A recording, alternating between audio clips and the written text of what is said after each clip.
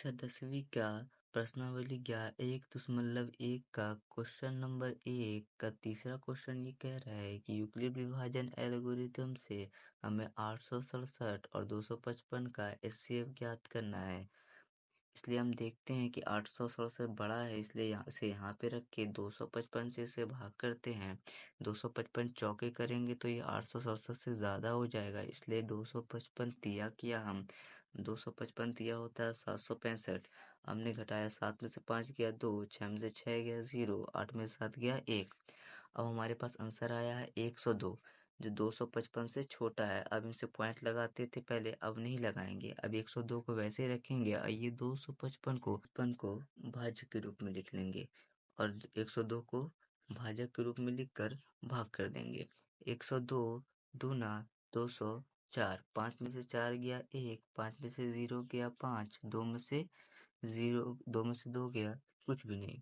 तो हमारे पास आंसर क्या आया 51, जो 102 से छोटा है। हमने क्या बोला था, जब ये छोटा हो जाए इससे हम क्या करेंगे, इसे यहाँ पर दोबारा से लिख लेंगे और इससे भाग लगा देंगे।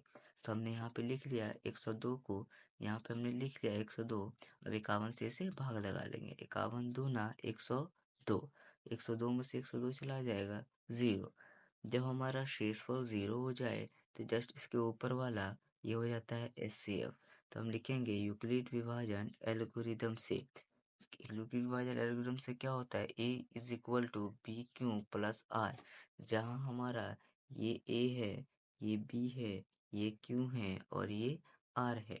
तो हम लिखेंगे ए हमारा 867, बी हमारा कितना है 255, क्यों कितना इंटू लिखेंगे, क्यों कितना है 3 और आर हमारा कितना है 102। अब दूसरे वाले लाइन में आते हैं, जहाँ हमारा ये ए है, ये बी है, ये क्यू है और ये आर है। तो ये हमारा ए है, तो इसे लिखते हैं यहाँ पे ए 255, बी हमारा 102 है, इसलिए यहाँ पे 102 लिख दिया, इंटू लिखा, क्यों हमारा कितना है 2, तो हम क्यों की जगह पे यहाँ पे 2 लिख दिया।